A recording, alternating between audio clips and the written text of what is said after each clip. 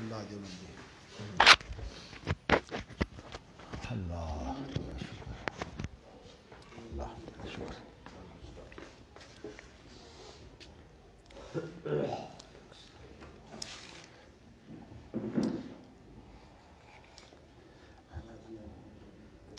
بسم اللہ الرحمن الرحیم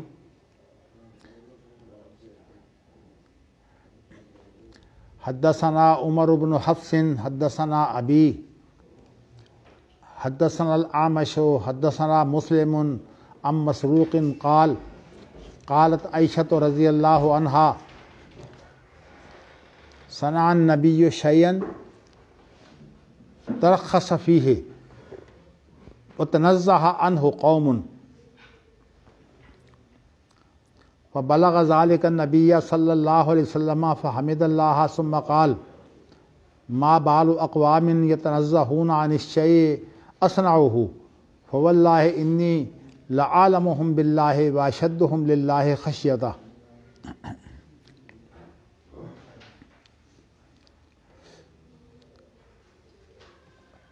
ترجمہ اس کا یہ ہے کہ حضرت عائشہ رضی اللہ تعالیٰ عنہا فرماتی ہیں کہ نبی اکرم صلی اللہ علیہ وسلم نے ایک کام کیا، ایک چیز بنائی، ترخص فیہ، اور اس کے اندر آپ نے رخصت دی، وتنزہ عنہ قوم، اور جو لوگ تھے وہ اس سے بچے. تو نبی اکرم صلی اللہ علیہ وسلم نے جو ہے وہ جب ان کو یہ بات پہنچی تو آپ پھر خطبہ کے لیے کھڑے ہوئے، اور خطبہ کے شروع میں آپ نے جو ہے وہ جیسے تحمید ہوتی ہے وہ کام کیا، اور پھر آپ نے فرمایا کہ لوگوں کا کیا حال ہے کہ وہ اس چیز سے بچتے ہیں جس کو میں کرتا ہوں. فواللہ انی اعلمہم باللہ، اللہ کی قسم میں ان سے زیادہ اللہ کا علم رکھتا ہوں، اللہ کی بصیرت اور اللہ کے بارے میں ادراک جو ہے یہ میرا زیادہ ہے. واشدہم لہ خشیہ، اور جو خشوع خضوع ہے وہ بھی میرا جو ہے وہ سب سے زیادہ ہے. تو اس کے باوجود کوئی اور اگر آدمی چاہے، اب یہاں امام بخاری جو روایت لائے ہیں وہ اس کے اندر کوئی خاص ایسی بات نہیں ہے جس کا ذکر ہو، لیکن 2-3 واقعات ایسے ہیں جن سے ذرا اس چیز کی پہچان ہوتی ہے. ایک تو وہ واقعہ، کیونکہ راویہ جو ہیں وہ حضرت عائشہ رضی اللہ تعالیٰ عنہ ہیں،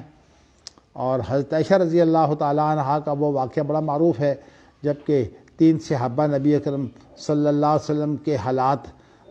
جو ہے وہ جو آپ کے ظاہری حالات تھے اور جو گھر کے اندر جو آپ کے حالات ہوتے تھے ان کے بارے میں معلومات حاصل کرنے آئے تھے. تو حضرت عائشہ رضی اللہ تعالیٰ عنہا کی جب انہوں نے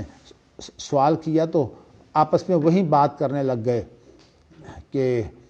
حضرت عائشہ نے کہا کہ نبی اکرم صلی اللہ علیہ وسلم جو ہیں وہ رات کو سوتے بھی ہیں اور یہ ہے کہ آپ جاگتے بھی ہیں. اسی طرح جو ہے وہ بیویوں سے آپ کے معاملات بھی ٹھیک ٹھاک انجام ہوتے ہیں. ظاہر ہے کہ آپ کی ایک وقت میں 9 بیویاں جو تھیں وہ موجود تھیں، تو 9 بیویوں سے آپ کا جو معاملہ ہے وہ بھی پورا ٹھیک ٹھاک تھا. اور اسی طرح نبی اکرم صلی اللہ علیہ وسلم جو ہیں وہ روزہ بھی رکھتے، کبھی نہیں بھی رکھتے. تو اگرچہ آپ روزے زیادہ رکھا کرتے تھے تو لیکن نبی اکرم صلی اللہ علیہ وسلم کے جو روزے ہیں وہ ایام 20 کے 3 روزے جو ہیں وہ ہوا کرتے تھے. تو اب ان لوگوں نے وہاں کھڑے کھڑے آپس میں جو بات کی، جو حضرت عائشہ رضی اللہ تعالیٰ عنہا نے سنی، وہ یہ تھی کہ وہ تو اللہ کے نبی ہیں، انہیں تو تھوڑی جو عبادت بھی ان کے لیے بہت بڑی ہے، تو ہم تو نبی نہیں ہیں، اس لیے ہم کچھ زیادہ اہتمام کریں گے تو پھر ان کے برابر ہو سکتے ہیں، ان کی پیروی جو ہے وہ صحیح طرح ہو سکتی ہے. تو حضرت عائشہ رضی اللہ تعالیٰ عنہا چونکہ اس کے بارے میں خود کوئی اپنی رائے نہیں دینا چاہتی تھیں، اس لیے وہ خاموش رہیں. تو نبی اکرم صلی اللہ علیہ وسلم جب گھر میں آئے تو حضرت عائشہ رضی اللہ تعالیٰ عنہا نے پھر آپ سے ذکر کیا کہ ایسے فلاں فلاں صحابی آئے تھے. 3 صحابیوں کا نام لیا جاتا ہے، ایک عثمان بن مظعون کا اور ایک عبداللہ بن عمر بن عاص کا. اور ایک حضرت علی رضی اللہ تعالیٰ عنہ کا۔ تو یہ 3 صحابہ کا ذکر کیا جاتا ہے کہ ان تینوں نے عثمان بن مظعون نے کہا میں تو شادی نہیں کروں گا، اور عبداللہ بن عمر بن عاص نے کہا کہ میں ہمیشہ روزہ رکھوں گا، اور حضرت علی رضی اللہ تعالیٰ عنہ نے کہا کہ میں تو رات کو جاگا ہی کروں گا، نیند نہیں کروں گا۔ تو نبی اکرم صلی اللہ علیہ وسلم نے فوری طور پر انہیں بلایا، اور بلا کر جو ہے وہ ان سے پوچھا کیا تم نے یہ باتیں کی ہیں؟ انہوں نے کہا جی ہاں کی ہیں۔ تو کہا یہ الفاظ جو ہیں آپ کے وہ اس کے بارے میں جو ہیں وہ کہ ما بال اقوام یتنزہون عن الشیء اصنعہ فواللہ انی لعالمہم باللہ واشدہم لہ خشیہ، اسی طرح کے الفاظ جو ہیں وہ اس موقع پر بھی وارد ہیں، اور بھی کئی موقعوں پر یہ الفاظ اس طرح کے وارد ہیں کہ نبی اکرم صلی اللہ علیہ وسلم نے بہت زیادہ شدت دیکھی ایک جنگ کے اندر کہ صحابہ روزے سے تھے، تو نبی اکرم صلی اللہ علیہ وسلم نے جو ہے وہ پانی دکھا کر اونچا کر کے، تو آپ نے جو ہے وہ افطار سے تھوڑی دیر پہلے ہی جو ہے وہ آپ نے پانی پی لیا۔ تو اب صحابہ جو ہیں ان کے اندر بعض لوگوں کی بات یہ تھی کہ اتنی سختی سارا دن کی تو ہم برداشت کر چکے ہیں، تھوڑی سی سختی ہم اور برداشت کر لیتے ہیں، ہمارا روزہ کیوں ایسے خراب ہو؟ لیکن نبی اکرم صلی اللہ علیہ وسلم نے جو ہے وہ انہیں بتایا کہ نبی کی نافرمانی نہیں ہو سکتی، نبی سے جو ہے وہ اختلاف نہیں ہو سکتا، تو اس لیے نبی سے اختلاف کرنا جو ہے یہ بنیادی طور پر جو ہے یہ بہت بڑی برائی ہے۔ تو اسی لیے جو شریعت کے مقابلے میں جو ہے وہ غیر معصوم مجتہدین کی جو فقہ ہے اس کو اس کے مقابلے میں رکھتے ہیں، اور ایسے الفاظ بھی جو ہے وہ ملتے ہیں جس کے اندر حقیقت یہ ہے کہ اگر ان الفاظ کی حقیقت لی جائے تو بہت ہی خوفناک صورتحال ہے۔ جیسے کہ اس کی ایک مثال میں اس لیے دیتا ہوں کہ کہنے کو تو یہ بڑے ہی مواحد ہیں اور انہوں نے اکبر کے دین الہی سے جو ہے وہ جنگ بھی کی ہے۔ میں علی سرہندی جن کو مجدد الفسانی کہتے ہیں ان کا جو ہے وہ ذکر کرتا ہوں، چونکہ خلاصہ قیدانی کے اندر جو ہے وہ یہ انگلی اٹھانے کی ممانعت جو ہے وہ موجود ہے۔ تو اس لیے اب حدیث ان کے سامنے آئی تو کہنے لگے کہ یہ حدیث تو ٹھیک ہے لیکن ہم امام ابو حنیفہ کے مقلد ہیں، اس لیے ہماری جو صورت جو ہے وہ یہ ہے کہ ہم تو یہ چاہتے ہیں کہ امام صاحب کا قول ہمیں ملے، اور امام صاحب کا قول جو ہے ہم اس پر جو ہے وہ پابند ہیں کیونکہ ہم مقلد ہیں ان کے۔ اب یہ الفاظ جو ہے مجدد الفسانی جیسی شخصیت کے منہ سے نکلیں تو اس کے بعد لوگوں کو کتنے مواقع ملیں گے۔ تو اس طرح سے فقہی جمود نے جو ہے وہ ایک صورت اختیار کرتے کرتے جو ہے، حالانکہ انہوں نے خود جو تصوف ہے اس کی تردید کے لیے جو ہے وہ شریعت کو جو ہے وہ اختیار کیا تھا، اور یہ بھی آپ کو علم ہونا چاہیے کہ یہ جو سجدہ اکبر کے دین الہی میں تھا نا تو وہ سجدہ تعظیمی تھا، تو اس بنا پر جو ہے وہ سجدہ تعظیمی انہوں نے نہیں کیا صرف توحید کی خاطر، لیکن اگر یہی بات ہے تو یہ بھی انہی کی بات ہے کہ فصوص پر نصوص کو ترجیح دو۔ تو اس کا مفہوم یہ ہے کہ جو فصوص سے مراد ہے وہ ابن عربی کی جو فصوص الحکم ہے جس کے اندر تصوف کے بڑے بڑے گہرے نقطے جو ہیں انہوں نے پیش کیے ہیں۔ گہرے کہیے، ویسے کہنے کو تو گہرے کہے جا سکتے ہیں لیکن حقیقت یہ ہے کہ کہیں حق اگر چھوٹ جائے تو پھر نہ گہرائی ہوتی ہے اور نہ اس میں کوئی اطمینان ہوتا ہے۔ تو ان نقطوں کے مقابل میں شریعت کو انہوں نے جو ہے وہ ترجیح دی۔ نصوص سے مراد کتاب و سنت کی نصوص ہیں۔ تو مقصد یہ ہے کہ انہوں نے ویسے یہ نعرہ لگا کر جو ہے وہ شریعت کی اہمیت کی طرف اشارہ کیا ہے، ورنہ صورتحال یہ ہے کہ ایک محدث میں مضمون چھپا تھا عزیز زبیدی صاحب کا، تو عزیز زبیدی صاحب نے اس میں جو ہے وہ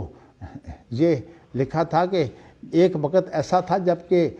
لوگ جو ہے وہ کتاب و سنت کو یوں سمجھتے تھے جیسے یہ صرف سنبھالنے والی چیز ہے، یہ عمل والی چیز نہیں ہے۔ تو حتیٰ کہ اگر کوئی کتاب و سنت کی بات پیش کر دیتا تو اس کو بڑی حیرانگی سے دیکھتے کہ یہ فقہ کو چھوڑ کر جو ہے وہ کتاب و سنت کی بات پیش کر رہا ہے۔ تو اس طرح کے جو غلوف تھے نا، اس نے اصل میں ایسی چیزیں جو ہیں وہ پیدا کر دی ہیں۔ اب آپ کو یہ تو علم ہے کہ فقہ کے اندر لاکھوں اختلافات ہیں، اب شریعت اگر اس کو فقہ کو ہم شریعت شمار کر لیں تو پھر لاکھوں اختلافات شریعت بھی ہو گئے، اور جس کے اندر اختلافات ہوں وہ تو اللہ کی طرف سے ہوتی نہیں۔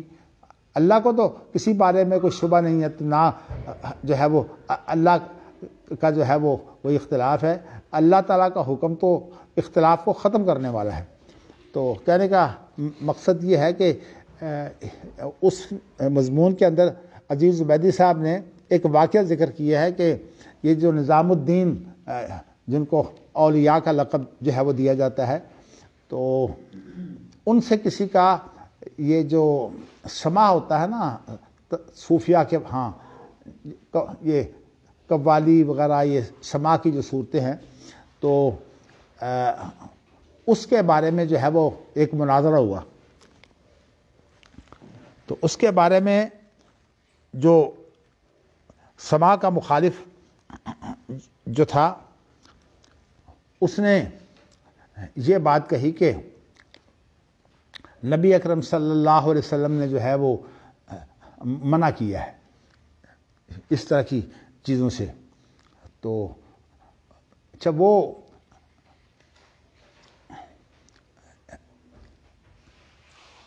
اس کے مقابلے میں نظام الدین اولیاء نہیں، بلکہ صورتحال ایسی ہے کہ اس آدمی نے جو ہے وہ سما کے بارے میں کوئی ایسی چیز پیش کی تھی جس سے کوئی جواز جو ہے وہ نکلتا تھا۔ تو اس کے متعلق نظام الدین کہنے لگے بڑی عجیب بات ہے کہ تمہیں کوئی فقہ کی بات نہیں ملی کہ تم حدیثیں لا کر جو ہے وہ پیش کرتے ہو۔ مطلب ہے کہ حدیث کو دلیل کے طور پر پیش کرنا جو ہے یہ اس طرح ہوتے ہوتے محنتیں کرتے کرتے لوگوں کی جو ہے وہ اتنا بگاڑ پیدا ہو گیا کہ اب جو اصل دین ہے وہ لوگوں میں اجنبی ہو گیا۔ بدا الاسلام و غریبا و سیعود کما بدا۔ تو اس لیے اب دین حق کو جو ہے وہ نمایاں کرنا، واضح کرنا جو ہے یہ بھی ایک بہت بڑا مشن ہے۔ تو میں آپ کو یہ بتانا چاہتا ہوں، حالانکہ وہ جو حدیث اس نے پیش کی تھی وہ حدیث موضوع تھی، لیکن یہ نہیں انہوں نے کہا کہ حدیث ضعیف ہے یا موضوع ہے، کہا کہ حدیث پیش کرنا کام ہی نہیں ہے دلائل کے موقع پر۔ تو اتنی زیادہ جو ہے وہ اجنبیت پیدا ہو جائے قرآن حدیث سے، تو اسی بنا پر شاہ ولی اللہ نے جو کام کیا تھا، کہنے کو تو یہ شاہ ولی اللہ کا کام جو ہے یہ ہماری نظر میں تو شاید اہم نہ ہو، لیکن جس دور میں انہوں نے یہ کام کیے ہیں، قرآن کا ترجمہ جو ہے وہ سرکاری زبان فارسی میں، اور ان کے بیٹوں نے جو کام کیے ہیں، آپ کو علم ہے کہ شاہ ولی اللہ پر بھی قاتلانہ حملہ ہوا ہے اسی بنا پر، اور شاہ اسماعیل شہید پر بھی قاتلانہ حملہ کے لیے جو ہے آئے ہیں لوگ۔ وہ الگ بات ہے کہ شاہ اسماعیل شہید اس وقت جو ہے وہ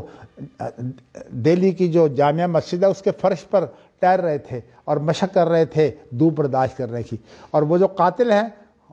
ان سے برداشت نہیں ہوا کہ وہ وہاں پاؤں رکھیں۔ تو اس طرح سے جو اللہ نے ان کو بھی بچا لیا۔ کہنے کا مقصد یہ ہے کہ ان بیچاروں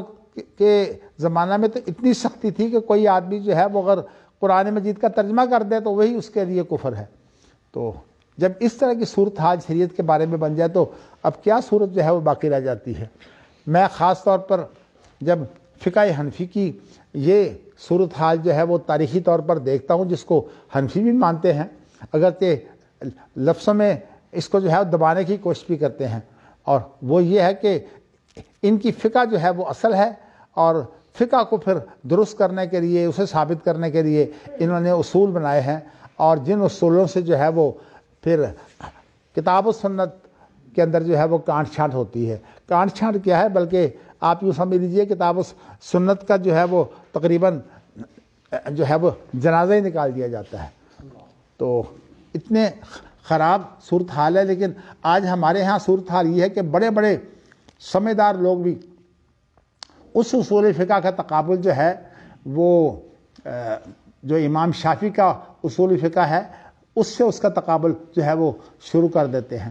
حالانکہ امام شافعی جن کا اصول فقہ جو ہے وہ تقلید کے دور میں بھی جو ہے وہ شوافع نے جو ہے وہ اس کو اختیار کیا، اسی طرح موالک نے بھی اسے اختیار کیا، حنابلہ نے بھی اسے اختیار کیا، اور حنفیہ کا اصول فقہ جو ہے وہ اس کا نام ہی حنفی اصول فقہ ہے، اور اس کے اندر کیا ہے کہ فقہ اثر ہے اور فقہ کو سامنے رکھ کر جو ہے وہ اصول بنائے گئے ہیں۔ تو اب اس لیے حقیقت یہ ہے کہ اس کے لیے اصول فقہ کا لفظ جو ہے وہ اس طرف روک دیا گیا ہے کہ اب ہم سمجھتے ہیں کہ وہ بہت ہی، چونکہ حنفیہ کے اصول فقہ میں بال کی کھالیں اتاری گئی ہیں، تو کہنے کو تو بہت گہرا نظر آتا ہے، لیکن خالی گہرائی تو کوئی شریعت نہیں ہوتی نا، تو بلکہ جس کی گہرائی نہ ہو اور اس کے اندر جو ہے وہ گہرائی اختیار کرنا، جیسے کہ آپ نے یہ عنوان سن لیا تھا باب التعمق والتنازع فی العلم، یعنی شریعت کے اندر جو چیزیں گہری نہیں ہیں ان کی گہرائی میں جانا جو ہے یہ اللہ کو ناپسند ہے۔ باب ما یکرہ، کہ اللہ کو ناپسند ہے کہ آپ ان چیزوں کی گہرائی میں جائیں جو شریعت جو ہے وہ نہیں چاہتی کہ اس گہرائی میں آپ جائیں، جیسے سوالات کر کے جو ہے وہ بعض چیزوں کو جو ہے وہ سخت کر دیا جاتا ہے، تو نبی اکرم صلی اللہ علیہ وسلم نے منع فرمایا ہے کہ سوالات نہ کرو، بلکہ صورتحال یوں بن گئی تھی کہ صحابہ جو ہے وہ اس آیت کے اترنے کے بعد یا ایھا الذین آمنوا لا تسألوا عن اشیاء ان تبد لکم تسؤکم کے بعد یہ جو ہے وہ اتنے خاموش رہتے تھے کہ سوال کرتے ہی نہیں تھے، اور کہتے تھے ہماری خواہش ہی ہوتی تھی کہ کوئی مسئلہ جو ہے وہ باہر سے کوئی آدمی آئے اسے پتہ نہ ہو اور وہ سوال کر دے اور ہمیں بھی جو ہے وہ اس مسئلے کا حل معلوم ہو جائے، وہ اس طرح جو ہے وہ تلاش میں رہتے تھے لیکن خود سوال نہیں کرتے تھے۔ تو میں نے آپ کو جو ہے وہ اس کے بارے میں جو ہے وہ ایک تو واقعہ آپ کو جو ہے وہ یہ بتا دیا ہے کہ واقعات تو جو ہے وہ کئی ہیں، لیکن بطور مثال، لیکن اب تو امام بخاری نے تو اسے بطور اصول پیش کیا ہے کہ نبی اکرم صلی اللہ علیہ وسلم کے معاملات جو ہیں ان کے اندر ہمیں جو ہے وہ پیروی کرنی چاہیے، اور جو چیز آپ جس معیار پر کرتے ہیں اس معیار سے آگے بڑھنا بھی جو ہے وہ غلط ہے، کیونکہ اگرچہ وہ جو ہے معاملہ جو ہے وہ یہاں وہ یہ ظاہر کرنا چاہتے ہیں کہ بدعت کسے کہتے ہیں۔ بدعت اصل میں یہ ہے کہ جو شریعت کے احکام ہیں ان احکام کے اندر کوئی تبدیلی کر دینا جو ہے یہ بدعت ہے، جیسے کہ ایک چیز جو ہے اس کا درجہ جو ہے وہ مستحب کا ہو اس کو واجب بنا دینا، اسی طرح واجب کو مستحب بنا دینا، یا اسی طرح مکروہ کو حرام بنا دینا، اور اسی طرح جو ہے وہ ایک چیز جو ہے وہ مباح ہو اس کو جو ہے مستحب بنا دینا، یہ تمام صورتیں جو ہیں یہ بدعت کی ہیں۔ بدعت میں جہاں یہ ہے کہ عبادات کے اندر کوئی نئی چیز جو ہے وہ آپ لے آئیں، وہاں یہ بھی ہے کہ آپ اس کا حکم جو ہے وہ شریعت میں تو کچھ اور ہو اور آپ اس کو جو ہے وہ ایک اور حکم کی صورت میں جو ہے وہ سامنے لائیں، جیسے کہ میں نے کہا ہے نا کہ مستحب کو آپ واجب بنا دیں۔ اب جیسے کہ میں نے آپ کو بتایا تھا کہ زاریہ کے نزدیک ابن حزم کی پیروی میں انہوں نے ہر چیز کو جو ہے وہ واجب قرار دے دیا ہے، یعنی نماز کے جتنے بھی معاملات ہیں وہ تمام کے تمام جو ہیں واجب ہیں، حالانکہ اگر وہی اصول جو ہے وہ ایسے استعمال کیا جائے تو نبی اکرم صلی اللہ علیہ وسلم کے تمام افعال جو ہیں وہ واجب اور فرض بن جاتے ہیں، اس لیے کہ نبی اکرم صلی اللہ علیہ وسلم کے بارے میں تو ہے نا کہ اتبعونی، میری پیروی کرو، قل ان کنتم تحبون اللہ فاتبعونی۔ تو جب نبی اکرم صلی اللہ علیہ وسلم کی پیروی جو ہے وہ ہمارے اوپر واجب ہے تو ابن حزم نے یہ اصول استعمال کیا ہے کہ جب ایک حکم جو ہے وہ وجوب کا ہو تو اس کی جب تفصیل پیش کی جائے گی تو تمام کی تمام چیزیں واجب ہوں گی، حالانکہ بات یوں نہیں ہے، اصل بات یہ ہے کہ تفصیل میں ہمیں صرف اتنا معلوم ہوگا کہ ہمیں آپ کی پیروی کرنی چاہیے، اور پیروی کے اندر اصل چیز یہ ہے کہ اس کا شریعت میں کیا مقام و مرتبہ ہے اس حکم کا، اور جو مقام و مرتبہ ہوگا وہی اسے دینا جو ہے یہ اصل میں پیروی ہے۔ یہ نہیں ہے کہ نبی اکرم صلی اللہ علیہ وسلم نے ایک کام کو جو ہے وہ صرف بہتر سمجھ کر کیا ہے اور اس کے بعد جو ہے وہ ہم اس کو جو ہے وہ واجب سمجھ کر لیں، یہ تمام کی تمام جو ہیں یہ بدعات ہیں۔ اور یہ چونکہ باب اس کے اندر امام بخاری جو ہے وہ یہ بھی لائے ہیں کہ بدعات دین میں غلو، یعنی دین میں غلو اختیار کیا جائے، یہ بھی ایک شکل بدعت کی ہے، لیکن ویسے اس کو الگ اس لیے بیان کیا ہے کہ یہ عام طور پر عقائد وغیرہ میں یہ چیزیں ہوتی ہیں، اور بدعت کے اندر جو ہے وہ عام طور پر عملی چیزیں بھی آ جاتی ہیں۔ من عمل عملا لیسا علیہ امرنا فہو رد. تو یہ بدعت کی تعریف ہے. تو کہنے کا مقصد یہ ہے کہ امام بخاری اب یہ چیزیں لا کر جو ہے اپنے باپ کی جو ہے وہ تائید کے لیے وہ دلائل لا رہے ہیں احادیث سے. اور میں یہ بھی بات آپ کو جو ہے وہ کئی دفعہ کھول کے بیان کر چکا ہوں کہ امام بخاری کے بارے میں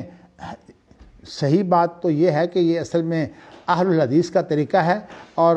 امام بخاری کا اصل میں اجتہاد ہوتا ہے. اب جن لوگوں کو جو ہے وہ امام بخاری کا اجتہاد جو ہے وہ سمجھ نہیں آتا کہ امام بخاری نے یہ جو عنوان ہے کن کن احادیث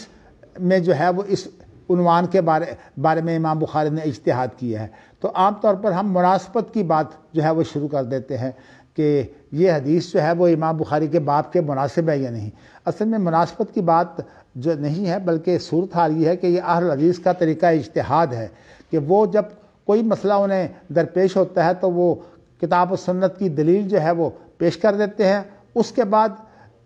جو ہے وہ جس کو مسئلہ درپیش ہے اس سے یہ امید رکھتے ہیں کہ وہ کتاب و سنت کے مطابق جو ہے وہ عمل پیرا ہوگا. تو اس لیے جو اہل حدیث کا طریقہ تدوین ہے اس کے اندر یہ خاص بات ہے کہ وہ خود اپنی زبان میں جو اجتہاد کا ثمرہ ہوتا ہے اس کو بہت کم پیش کرتے ہیں. وہ زیادہ تر جو ہے وہ یہ کافی سمجھتے ہیں کہ ما انزل اللہ کتاب و سنت میں سے جو دلائل ہیں وہ پیش کر دیں اور ان کے اندر جو ہے وہ آپ غور و فکر کر کے خود سمجھ لیں کہ آپ کے لیے جو ہے وہ مسئلہ کیا بنتا ہے. تو اب یہ حدیث جو ہے یہ آپ یوں سمجھ لیجئے کہ بدعات کی جو ہے وہ تردید کے لیے اس حدیث کے اندر جو ہے وہ ہمارے لیے رہنمائی موجود ہے. حدثنا محمد بن مقاتل اخبرنا وکیع. چلیے مجھے دو چیزوں کا خیال آ گیا جو پچھلے اسباق میں گزری تھیں اور میں نے آپ سے یہ کہا تھا کہ میں انشاءاللہ پھر کسی وقت جو ہے وہ اس کا بیان کروں گا، اس لیے کہ مجھے اس وقت یہ بات یاد آ گئی تھی کہ اگر صحابہ کو کوئی بات نہ پتہ ہوتی تو صحابہ تکلف نہیں کرتے تھے. تو ایک لفظ آیا تھا یہاں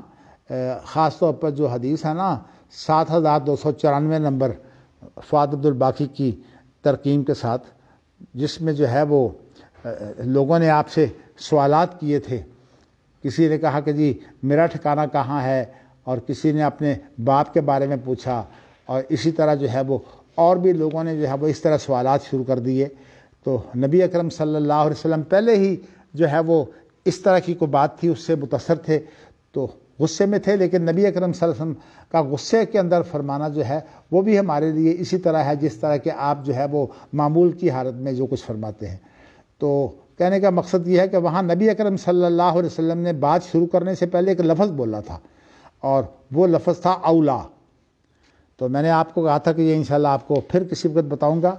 تو اس کے بارے میں جو میں نے تحقیق کی، پہلے تو قرآن مجید کی چند ایک آیتوں میں نے جو ہے وہ اس لفظ کو تلاش کیا. سورۃ قیامہ کے اندر فلا صدق ولا صلی ولکن کذب وتولی ثم ذهب الی اہلہ یتمطى اولا لک فاولا. تو وہاں بھی میں نے دیکھا ہے کہ اولا لک فاولا یہ سورۃ قیامہ کے اندر جو ہے وہ اس کو دہرایا ہے. پہلا لفظ جو ہے وہ اولا لکا ہے اور اگلا جو لفظ ہے وہ لکا کے بغیر ہے. تو اس طرح 4 دفعہ یہاں لفظ جو ہے وہ اولا کا آیا ہے. اسی طرح جو ہے وہ سورۃ محمد جو ہے جسے سورۃ جو ہے وہ مومن بھی کہتے ہیں، تو اس کے اندر یہ لفظ ہے فاولا لہم. ہاں جی ماشاءاللہ وجد میں ہے جی، ذرا پڑھیے.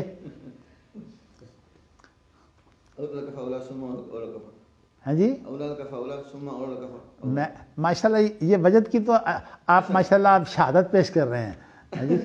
کہ میں وجد میں تھا، اس کی تو بات ہی نہیں ہو رہی. ہاں جی آپ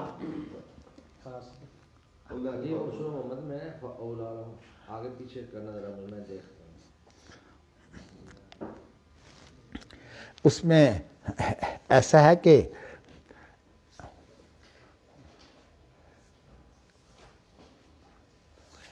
جب وَإِذَا أُنذِرَتْ سُورَةٌ محکمات و ذکر فیہا القتال رأیت الذین فی قلوبہم مرض رأیت الذین فی قلوبہم مرض. ہاں جی آگے کیا ہے جی؟ ینظرون الیک نظر المغشی علیہم فاولی لہم. جی اب یہاں یہ ہے کہ جب کوئی جہاد جس کے اندر قتال کا ذکر آتا ہے، بلکہ یہاں جہاد کا لفظ استعمال نہیں ہوا، قتال کا لفظ آیا ہے کہ جس کے اندر جو ہے وہ قتال کی جب کوئی آیت آتی ہے تو اس وقت تو آپ کو یوں دیکھتے ہیں جیسے کہ ان پر غشی طاری ہو، یعنی اس طرح ان کے لیے یہ چیز بوجھل ہو جاتی ہے. تو فَأَوْلَىٰ لَهُمْ جو ہے، اب اس کا جو مفہوم ہے وہ کیا ہے؟ تو اس کے متعلق ویسے جو مبرد ہیں، بہت بڑے لغت کے ماہر ہیں، تو انہوں نے اس کا مفہوم یہ پیش کیا ہے کہ اولا کا لفظ اس وقت بولا جاتا ہے جب کہ انسان جو ہے وہ موت کے قریب پہنچ جائے. تو اس لیے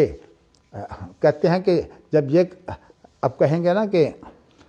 اولا لک، تو اس کا مفہوم یہ ہوگا کتا تہلک، کہ تو اب موت کے قریب پہنچ گیا. تو اصل میں وہ جو غشی ہے نا، یہ غشی کی حالت، اس کے بعد تو پھر موت قریب ہی ہوتی ہے. تو اس لیے یہاں جو مفہوم پیش کیا جائے گا وہ اولا لہم کا معنی یہ ہے کہ اب تو یہ موت کے قریب پہنچ گئے ہیں، یعنی ان پر جو ہے وہ جب قتال کی کوئی آیت جو ہے وہ اتاری جاتی ہے یا صورت اتاری جاتی ہے تو ان کو تو موت نظر آنے لگتی ہے. تو مقصد یہ ہے کہ یہ موت کا قرب جو ہے، جب موت نظر آتی ہے تو یہ بھی موت کا قرب ہے. تو مقصد یہ ہے کہ یہاں مراد جو ہے وہ اگرچہ یہ اولا کا لفظ جو ہے یہ تو خیر شر دونوں کے لیے استعمال ہوتا ہے، لیکن محاورے میں یہ جو ہے یہ برے معنوں میں استعمال ہوتا ہے. تو اسی لیے اس کا ترجمہ جو ہے وہ عام طور پر قرآن مجید کے جو ترجمہ کرنے والے ہیں انہوں نے افسوس کا ترجمہ اس کا کیا ہے. تو لیکن اس کا جو صحیح ترجمہ ہے وہ یہ ہے کہ انہیں یعنی انہیں موت نظر آتی ہے. فَأَوْلَىٰ لَهُمْ یعنی جب ان کو ایسی صورت طاری ہوتی ہے جیسے کہ ان پر غشی ہو تو فَأَوْلَىٰ لَهُمْ وہ مرنے کے قریب ہو جاتے ہیں. یہ معنی تو پیچھے والے جملے کے اندر موجود ہے، نہیں اسی کی تاکید ہے نا. خشیت الموت، اصل بات یہ ہے کہ اسی کی تاکید ہو رہی ہے. اسی کی تاکید ہے. جی قرآن مجید میں بہت ہے، ایک بات کے بعد پھر دوبارہ اس کی تاکید جو ہے وہ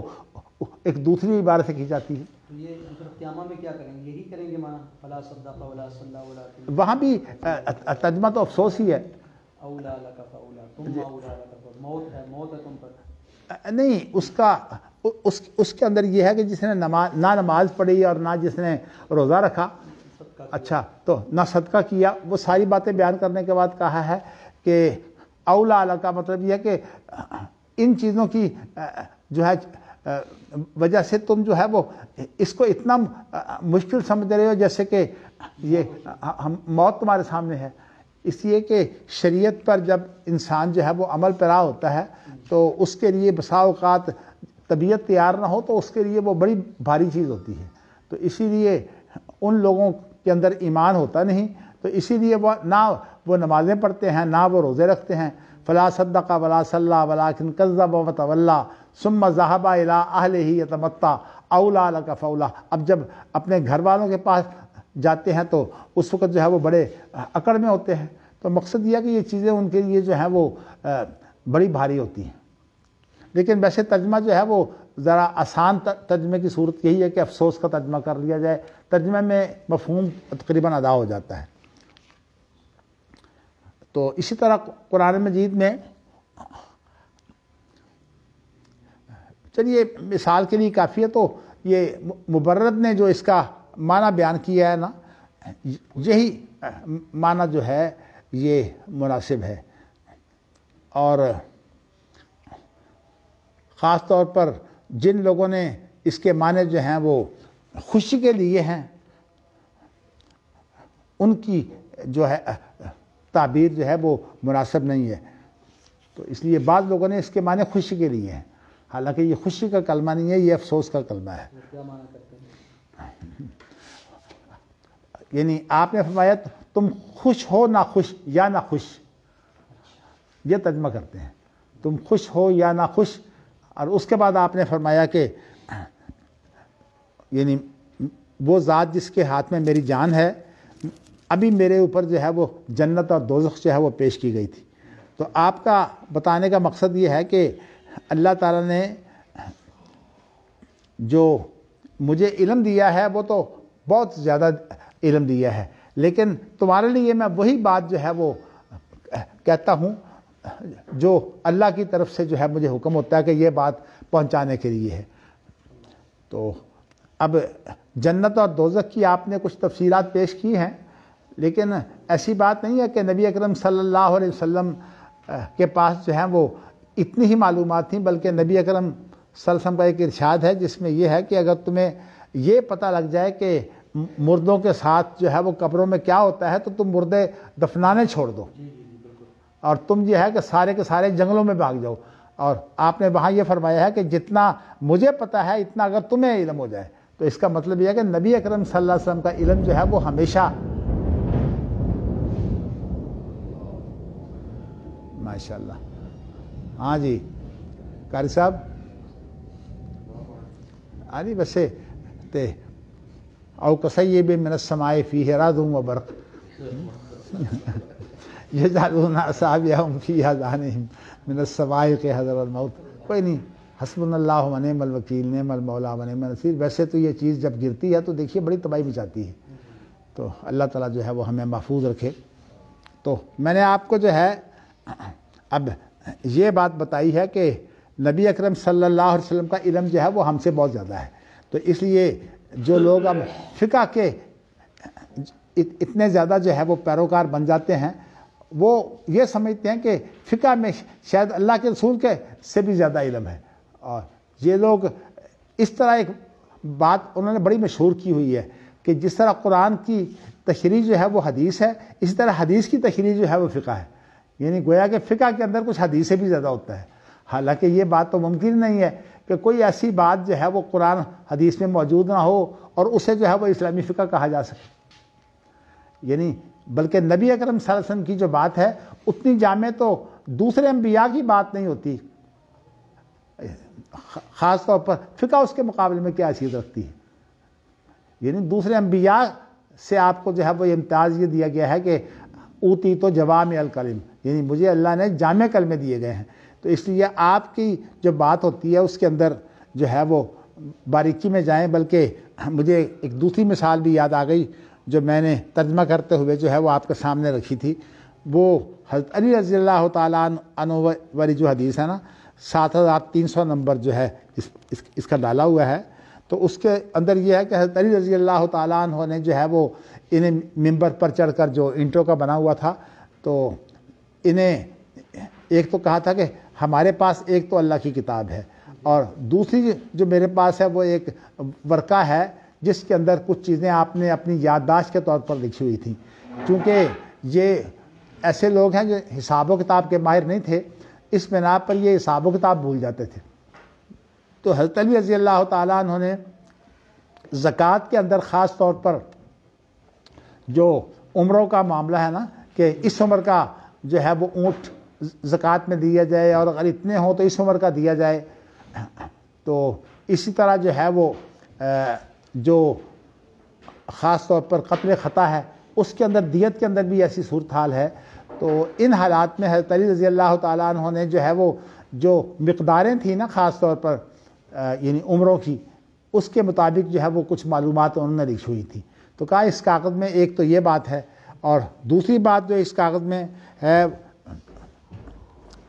وہ یہ ہے کہ جس طرح مکہ مکرمہ جو ہے اس کا ایک حصہ حرم ہے، اسی طرح جو ہے وہ مدینہ منورہ کا بھی ایک حصہ آئر سے لے کر سور تک یہ جو ہے یہ حرم ہے. تو اگرچہ اس کو بیان کرنے کے لیے یہ بھی کر دیتے ہیں کہ حرہ شرقیہ اور حرہ غربیہ وہاں سے لے کر وہاں تک، لیکن اس میں حرے جو ہیں وہ شامل ہوتے ہیں. یعنی مقصد یہ ہے کہ ہاں جی کہ یہ جو ہیں یہ یعنی مدینہ کا حرم جو ہے اس کی حدود جو ہیں وہ یہ ہیں. تو اس لیے دوسری بات حضرت علی رضی اللہ تعالیٰ عنہ نے کہا کہ اس کاغذ میں یہ لکھا ہوا ہے اور ہمارے سامنے پھیلا دیا آپ نے. یعنی جس نے دیکھنا ہے دیکھ لو۔ اور تیسری چیز جو آپ نے فرمائی وہ آپ نے یہ فرمائی تھی کہ اللہ اکبر کہ من والا قوما،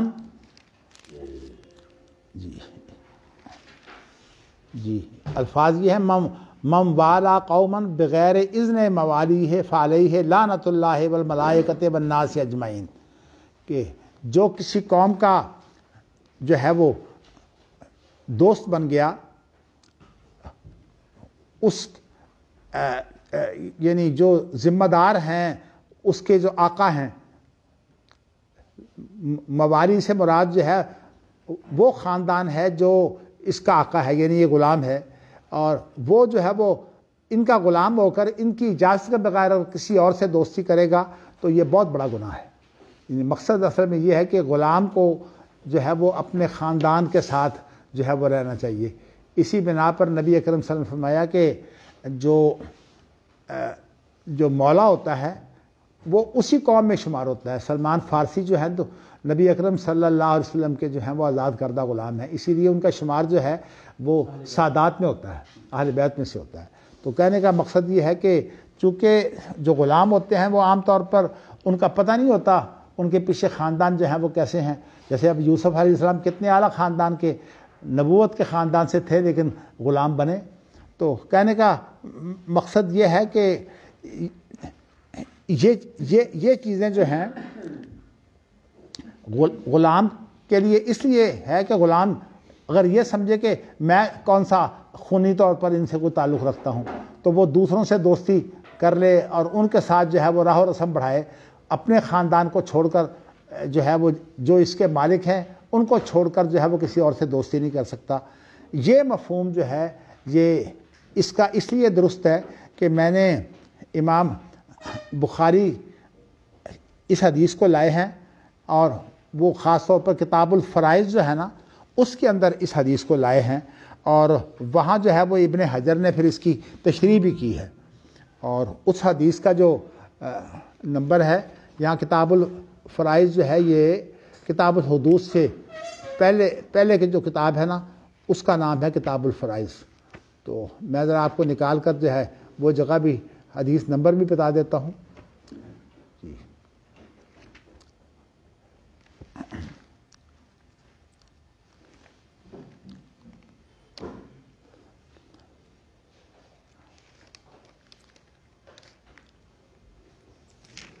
اللہ اکبر۔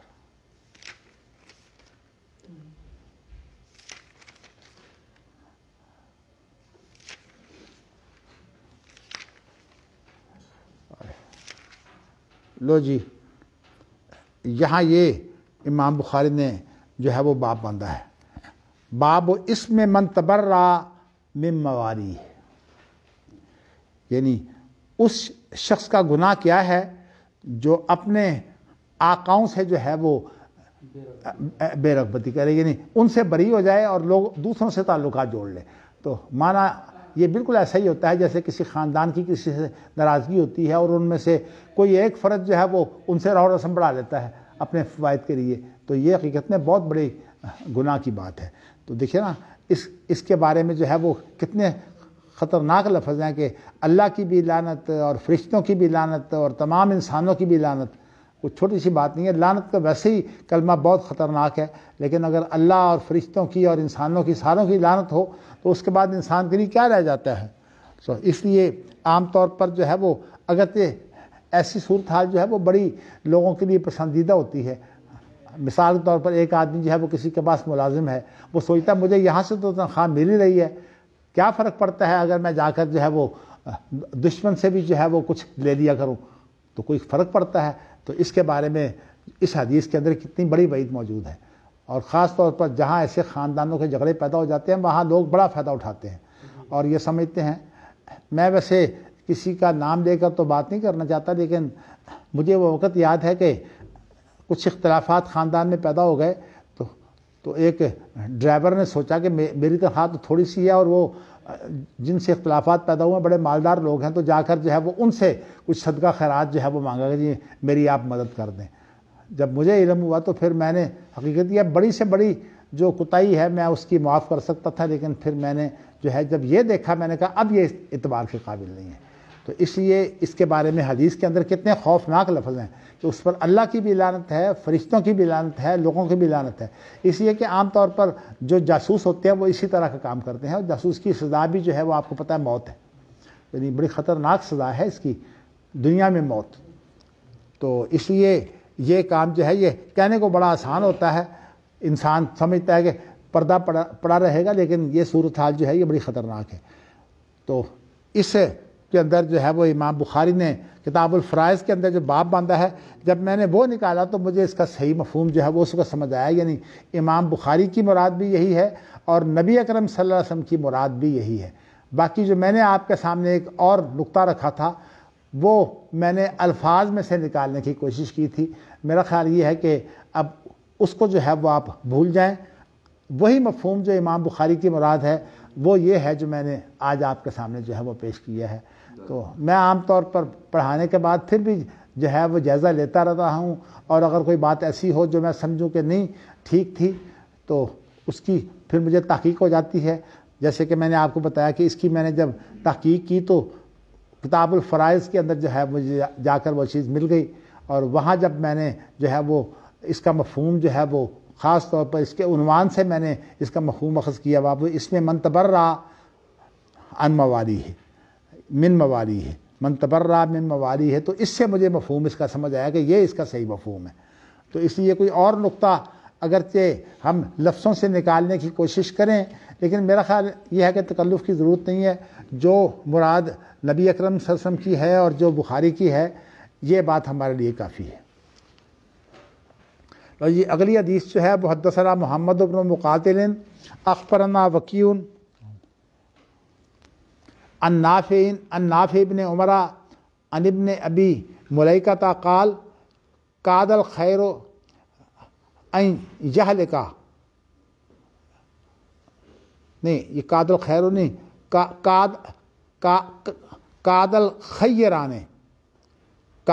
کاد الخیران ان یہلک، جی ابو بکر و عمر لما قدم علی النبی صلی اللہ علیہ وسلم وفد بنی تمیم اشار احدہما بالاقرع ابن حابس التمیمی الحنظلی اخی بنی مجاشع و اشار الآخر بغیرہ، اللہ اکبر، فقال ابو بکر لعمر انما اردت خلافی، فقال عمر ما اردت خلافک، فارتفعت اصواتهما عند النبی صلی اللہ علیہ وسلم فنظرت یا ایھا الذین آمنوا لا ترفعوا اصواتکم فوق صوت النبی ولا تجهروا له بالقول كجهر بعضکم لبعض ان تحبط اعمالکم وانتم لا تشعرون ان الذین یغضون اصواتهم عند رسول اللہ اولئک الذین امتحن اللہ قلوبهم للتقوی لهم مغفرۃ واجر عظیم۔ یہاں دو آیتوں تک جو ہے وہ نبی اکرم صلی اللہ علیہ وسلم نے جو ہے وہ قرآن مجید جو ہے وہ اتر آیا۔ تو اس کا جو ہے وہ اب ترجمہ جو ہے وہ ذرا میں پہلے حدیث پوری پڑھ لوں۔ قال ابن ابی ملیکہ قال ابن الزبیر فکان عمر بعد ولم یذکر ذلک عن ابیہ یعنی ابا بکر، جی اذا حدث نبی صلی اللہ علیہ وسلم بحدیث حدثہ کاخی السرار لم یسمعہ حتی یستفہمہ۔ اچھا جی، اب اس کا مفہوم یہ ہے کہ ابن ابی ملیکہ بیان کرتے ہیں کہ دو بہترین آدمی جو ہیں وہ قریب تھے کہ ہلاک ہو جائیں، اللہ اکبر، اور وہ بہترین آدمی کون ہے؟ ابو بکر کے عمر۔ کیا واقعہ ہوا؟ واقعہ یہ تھا کہ جب نبی اکرم صلی اللہ علیہ وسلم کے پاس بنو تمیم کا جو وفد آیا تو انہوں نے آپ سے جو ہے وہ اور بھی بہت سی باتیں پوچھیں، اور نبی اکرم صلی اللہ علیہ وسلم نے ان کے درمیان میں کسی ایک کو سردار بنانے کے لیے پوچھا کہ بتاؤ کہ ان کا سردار کس کو بنائے ان لوگوں میں سے. تو اس میں ابو بکر صدیق رضی اللہ تعالیٰ عنہ نے اقرا بن حابس جو تمیمی تو ہیں ہی اور حنظلی بھی ہیں، یعنی بنو تمیم میں سے تھے نا، تو حنظلی بھی ان کو کہا جاتا ہے، تو ان کا نام پیش کیا. اور جب ان کا نام انہوں نے پیش کیا تو حضرت عمر رضی اللہ تعالیٰ عنہ نے ایک اور آدمی کا نام جو ہے وہ پیش کر دیا. تو ابو بکر صدیق رضی اللہ تعالیٰ عنہ نے یہ برا جانا کہ میرا نام پیش کرنے کے بعد عمر کو کیا ضرورت تھی کہ آپ دوسرا نام بھی پیش کرتے. تو انہوں نے کہا کہ اصل میں تم تو میرے ساتھ صرف اختلاف کرنا چاہتے ہو، ایک نام میں نے پیش کیا، تم نے پھر جو ہے وہ دوسرا نام کیوں پیش کر دیا. کافی تھا یہ بات. یہ بات جو ہے یہ دونوں کی آپس میں اختلاف کا باعث بنی تو آوازیں اونچی ہو گئی. تو نبی اکرم صلی اللہ علیہ وسلم کے اوپر یہ آیت اتر آئی. آیت یہ اتری ہے کہ اے ایمان والو، اپنی آوازوں کو نبی اکرم صلی اللہ علیہ وسلم کے پاس جو ہے وہ بلند نہ کرو. اور یہ کوئی معمولی بات نہیں ہے کہ نبی اکرم صلی اللہ علیہ وسلم کی بات کے اوپر جو ہے وہ تم اپنی آوازوں کو بلند کرو. اس سے خطرہ ہے کہ تمہاری زندگی کے تمام نیک اعمال جو ہیں وہ ضائع نہ ہو جائیں. انتہا پتہ اعمالکم وانتم لا تشعرون، تمہیں احساس بھی نہ ہو، اور یہ ہے کہ تمہاری پوری زندگی کی نیکیاں جو ہیں وہ ضائع ہو چکی ہوں. تو اس لیے بڑی خطرناک چیز ہے. اور یہ بات صرف آپ کی زندگی میں نہیں ہے، آپ کی زندگی کے بعد بھی جو آپ کی سنت و سیرت ہے اس سے جو ہے وہ کوئی شخص اگر جو ہے وہ اس طرح اپنی بات کو اہمیت دے گا تو یہ وعید اس کے لیے بھی ہے. اسی لیے مولانا محمد صورتی کے اہل الحدیث ہم اصحاب النبی، اہل الحدیث ہم اصحاب النبی وَإِن لَّمْ يَصْحَبُوا أَنفَاسَهُ صَحِبُوا، یعنی اہل الحدیث جو ہیں یہ نبی اکرم صلی اللہ علیہ وسلم کے صحابہ ہیں. اور اس کی دلیل پھر کیا دیتے ہیں؟ کہتے ہیں اس کی دلیل یہ ہے کہ اگرچہ یہ آپ کے ساتھی تو نہیں بنے زندگی میں، لیکن آپ کی جو باتیں ہیں جو آپ کے منہ سے نکلتی ہیں سانس کی طرح، یہ اس کے ساتھی ہیں. یعنی مطلب ہے کہ یہ حدیثوں کا پڑھنا پڑھانا ان کا کام ہے. اس لیے اہل حدیث وہ لوگ ہیں. تو یہاں ان کی تعریف بیان کی ہے اہل حدیث کی. اور دیکھیے اللہ تعالیٰ کی قدرت، یہ بڑے ہی یعنی مضبوط قسم کے اہل حدیث تھے. اور کہتے ہیں کہ 3 آدمی جو ہیں وہ عربی زبان کے ہندوستان میں بڑے ماہر ہوئے ہیں، اور تینوں جو ہیں وہ اہل حدیث تھے. ایک یہ مولانا محمد صورتی، اور ایک عبدالعزیز میمن، اور تیسرے غالباً مسعود عالم ندوی. تو اس طرح ان کو نہیں بنایا جائے گا جو سیالکوٹ میں علامہ اقبال کے استاد تھے، مولانا میر احسن، یہ کیا نام ہے، وہ بھی کہتے ہیں بہت بڑے ماہر تھے عربی زبان ہوں گے. لیکن اصل میں تیسرے کے بارے میں مجھے بھی کچھ شبہ ہے، لیکن یہ معروف تو ہیں، ویسے تینوں معروف ہیں. اس لیے کہ مسعود عالم ندوی نے تو جو جماعت اسلامی میں شامل ہو کر پھر مولانا مودودی کی کتابوں کی عربی بھی کی ہے نا، کئی کتابوں کو عربی میں منتقل کیا ہے. میاں علی میاں سے زیادہ بڑا ماہر کہا جائے تو اصل میں بات یہ ہے کہ ابوالحسن ندوی اور یہ دونوں جو ہیں یہ ندوے کے فارغ ہیں، لیکن انہوں نے کام کیا ہے اب ان پر سید احمد بریلوی پر، چونکہ ان کی اولاد میں سے ہیں وہ، اور انہوں نے ان کے بالمقابل کام کیا شاہ اسماعیل شہید پر. تو اس لیے ان کی کتاب ہے نا کہ ایک محمد بن عبد الوہاب کے بارے میں، ایک بدنام مسلح، محمد بن عبد الوہاب ایک بدنام مسلح. اور یہی جو ہے وہ ہندوستان کی پہلی اسلامی تحریک جہاد کے بارے میں بھی ان کی کتاب موجود ہے. ہندوستان کی پہلی اسلامی تحریک جہاد کے بارے میں. تو میں 2 آدمی تو خیر مجھے اعتماد ہے کہ محمد صورتی اور عبدالعزیز میمن. عبدالعزیز میمن تو خیر لاہور میں زیادہ عرصہ رہے ہیں، محمد صورتی تو زیادہ جو ہے وہ دہلی میں رہے. تو ہمارے والد صاحب کے یہ استاد ہیں خاص، اور اتنا زیادہ جو ہے والد صاحب کا ان سے تعلق تھا کہ والد صاحب کہتے ہیں کہ مجھے وہ پڑھاتے تھے اور ساتھ کہتے تھے کہ میں ان کے بچوں کو پڑھاؤں. تو ہاں بس ان کا ایک بیٹا اللہ کی قدرت وہ جتنے زیادہ مضبوط تھے ان کا ایک بیٹا جو ہے وہ پرویز کا ساتھی بن گیا. تو پرویز اس نے بڑا کام کیا. بلکہ مجھے یاد ہے کہ دسمبر 1970 کا پہلا شمارہ جب محدث کا نکلا ہے تو اس کے اندر عزیز زبیدی صاحب کا ایک مضمون تھا کہ اہل حدیث کا ماضی، حال اور مستقبل. تو یہ فکر و نظر کے ایڈیٹر تھے عبد الرحمن طاہر سوتی. تو انہوں نے پھر جو ہے وہ اس کا رد لکھا فکر و نظر میں کہ زبیدی صاحب نے کہا تھا کہ ہم لوگ سلفی ہیں. تو انہوں نے کہا کہ سلفی بھی تو ایک فرقہ ہی ہے نا. تو انہوں نے کہا پھر فرقہ بندی سے تو نہیں آپ نکل سکتے نا. تو انہوں نے رد لکھا تھا. پھر زبیدی صاحب نے اس کا جواب بھی دیا، وہ بھی محدث میں شائع ہوا ہے. تو میں نے آپ کو بتایا کہ یہ اس ادارے میں رہے ہیں جو خاص طور پر جب پرویز کے ساتھ تھی تو ان کے لیے، اور پھر ادارہ تحقیقات اسلامیہ میں رہنا یا ادارہ ثقافت اسلامیہ میں رہنا وہ کون سی عجیب بات ہے. پرویز کے ساتھی بھی ہیں. انہوں نے وہ جو ابلیس و آدم جو ہے وہ کتاب ہے، ان کی بھی اس طرح کتاب ہے. اس آدم شاید یہ نہ ہو. ویسے کہتے ہیں مشہور یہ ہے کہ جو لغات القرآن پرویز نے لکھی تھی نا وہ اصل میں انہوں نے لکھی. چلیے خیر، آپ کی معلومات جو ہیں وہ زیادہ ہوں گی، میری معلومات جو ہیں وہ اتنی ہیں جو میں نے آپ کو بتا دی ہیں. تو کہنے کا مقصد یہ ہے کہ یہ بڑی خطرناک چیز ہے کہ فقہ کے مقابلے میں حدیث کو پیش کرنا. اور دوسری بات جو میں نے آپ کو جو ہے وہ اب یہ بتائی ہے نا کہ ابن ابی ملیکہ یہ کہتے ہیں کہ عبداللہ بن زبیر یہ فرماتے ہیں کہ اس کے بعد حضرت عمر کی حالت یہ تھی کہ اچھا انہوں نے عبداللہ بن زبیر نے جو بیان کیا ہے انہوں نے اس میں زبیر کا ذکر نہیں کیا، اپنے باپ کا ذکر نہیں کیا. ولم یذکر ذالک عن ابی ہے،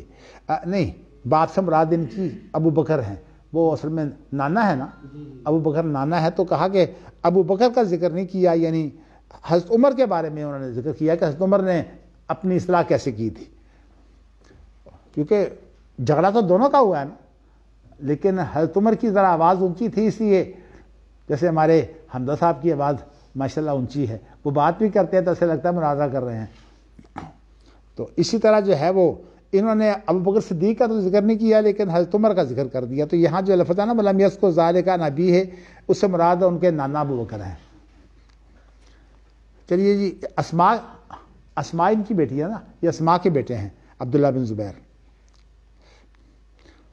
اور ویسے آپ کو یہ بتاؤں کہ عبداللہ بن زبیر جو تھے وہ ذرا جشیدی طبیعت کے تھے، اور ماں کو جو ہے وہ جشیدی طبیعت کی وجہ سے طلاق دلا دی. یعنی ماں کی حمایت میں کھڑے ہو گئے. حضرت زبیر سے حضرت اسماء کا کوئی آپس میں کوئی اختلاف ہو گیا تو یہ اسماء کے ساتھ حمایت میں کھڑے ہو گئے. زبیر کو اتنا غصہ آیا کہ انہوں نے پھر اسماء کو طلاق دے دی اور پھر اس کے بعد رجوع ہی نہیں کیا. اسماء بیوہ رہی ہیں، یعنی مطلقہ رہی ہیں. جی جی، مزاج کے اندر جو تھی نا وہ تو نظر ہی آتی ہے. ویسے اگر اس طرح کا مزاج دلیرانہ نہ ہوتا تو پھر یہ اس وقت خلیفہ تو نہیں بن سکتے تھے نا. حجاز کے اندر جو ہے وہ انہوں نے حکومت بھی کی ہے کئی سال.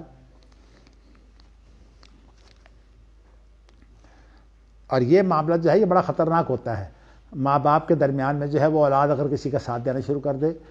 اس لیے کہ اس کے اندر خام خواہ ریاکشن پیدا ہو جاتا ہے.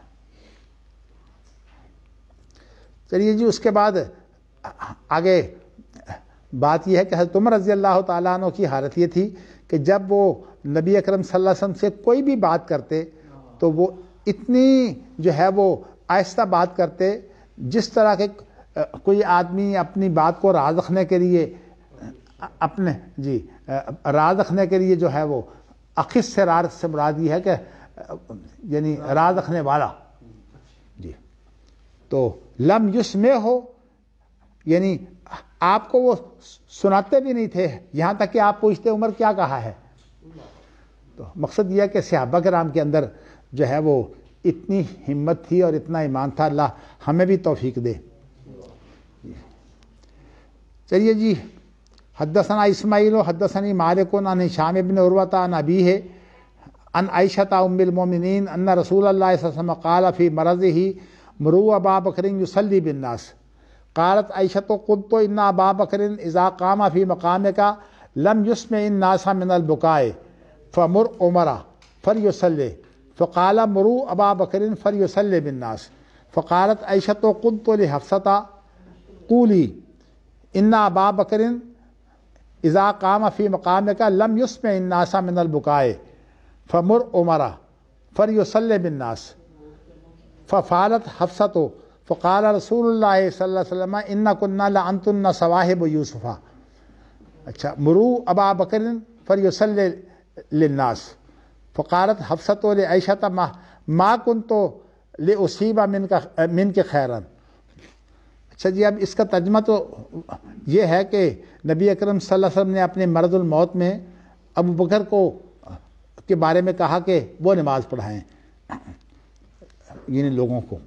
تو حضرت عائشہ کہنے لگی کہ میں نے آپ سے کہا کہ ابو بکر جو ہے جب آپ کی جگہ پر کھڑے ہوں گے نا تو وہ پھر جو ہے وہ روئیں گے، تو اس لیے رونے کی وجہ سے پھر لوگ ان کی قرات نہیں سن سکیں گے. تو اس لیے آپ ایسا کریں کہ حضرت ابو بکر کی بجائے حضرت عمر کو جو ہے وہ نماز پڑھانے کو کہہ دیں. ویسے کہتے یہی ہیں کہ حضرت عائشہ کے دل میں یہ بات تھی کہ لوگ اس کو برا پھال لیں گے، اگر نبی اکرم کی زندگی میں ہی جو ہے ان کا مسئلہ سنبھال لیا ہے.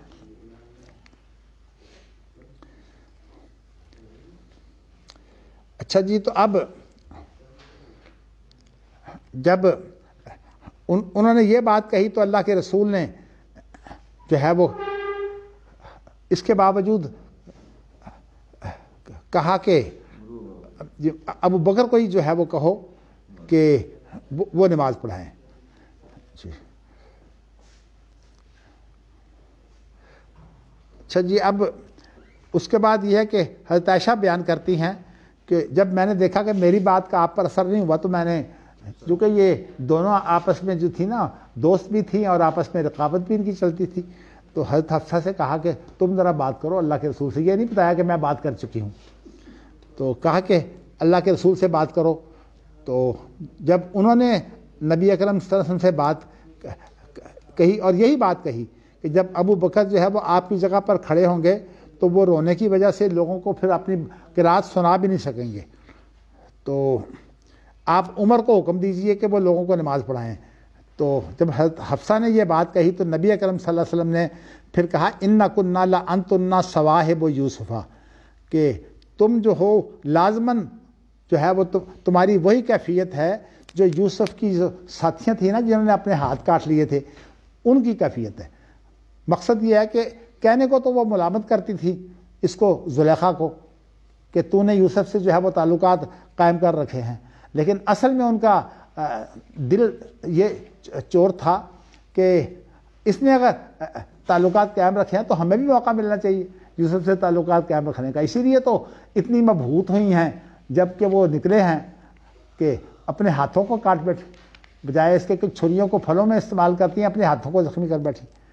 تو کہنے کا مقصد یہ ہے کہ عام طور پر ویسے یہ زندگی میں تجربہ ہوا ہے، کسی محلے میں کوئی آدمی آتا ہو نا تو عام طور پر اس کو پھینٹا لگانے کے لیے جو محلے سے لوگ اٹھ کر جاتے ہیں نا وہ ہوتے ہیں جن کو یہ خواہش ہوتی ہے کہ یہ لڑکی جو ہے وہ ہمارے ساتھ تعلق کیوں نہیں قائم کرتی. ہاں جی ماشاء. تو یہاں جو ہے یہ ایک جو بات ہے اس کے اندر ایک اشارہ ہے کہ تمہارے دل میں بات کچھ اور ہے لیکن ظاہر تم اور کر رہی ہو. وہ ظاہر تو یہ کہتے ہیں کہ شقفہا ابا، کہ یہ تو یوسف پر دیوانی ہوئی بیٹھی ہے، اور حقیقت یہ ہے کہ وہ خود بھی دیوانیاں تھی، ان کے عمل سے معلوم ہو رہا ہے. تو اس لیے کہنے کا مقصد یہ ہے کہ اس سے یہ بتایا ہے کہ بات جو کہہ رہی ہیں وہ اور ہے اور ان کے دل کی بات کچھ اور ہے. تو یہاں بھی اللہ کے رسول نے وہ جملہ بول کر جو ہے یہ بیان کیا ہے کہ تمہاری مراد کچھ اور ہے اور اس وقت تم ہیلے جو کر رہے ہو. اللہ کے رسول سمجھ گئے کہ عائشہ نے حفصہ سے بات کی ہوگی. آپ کو ہی پتہ ہے نا کہ حفصہ اور عائشہ کا آپس میں دوستانہ بھی بڑا تھا. وہی جو نبی اکرم صلی اللہ علیہ وسلم جو اپنی ماریہ سے جو تعلق قائم کر بیٹھے تھے وہ حفصہ کے گھر میں ہوا تھا نا. تو حفصہ کو آپ نے کہا تھا کہ میں آئندہ نہیں جو ہے وہ تعلق قائم کرتا، لیکن اب تم نے کسی کو بتانا نہیں. لیکن وہ بات نہیں رہی، حضرت عائشہ کو بتا دیا.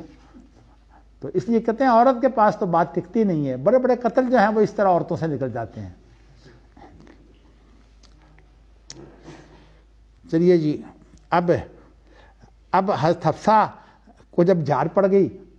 تو اب حضرت حفصہ نے جو ہے وہ عائشہ کو جا کر ملامت کی، کہا کہ تم سے مجھے کبھی خیر نہیں پہنچی. چلیے آپس میں مقابلہ بھی تھا، اور یہ ہے کہ اس کا پس منظر اب یہ کیا چاہتی تھی دونوں؟ ہاں جی، چاہتی کیا تھی دونوں؟ چاہتی کیا تھی؟ اصل میں حضرت حفصہ کو تو پتہ ہی نہیں تھا کہ بات ہے کیا، چونکہ عائشہ نے ان کو تو بتائی نہیں. تو اس لیے جو ان کے دل میں تھا نا، وہ حضرت حفصہ نے تو خلوص کے اندر جو ہے وہ دوستی کے اندر بات کہہ دی ہے. بعض لوگ یہ کہتے ہیں، جی بعض لوگوں نے لکھا بھی ہے، جی، وہ کہتے ہیں کہ حفصہ کے دل میں یہ تھا کہ جس کو مسلح آج مل گیا نا، بعد میں بھی اسی کو ملے گا. چلیے کہنے کو تو دیکھیے جی، نکات بعد میں وقوع تو بہت سے ہوتے ہیں. بہت سارے ہوتے ہیں. چلیے جی، اللہ کا شکر ہے، اللہ اللہ کا شکر ہے.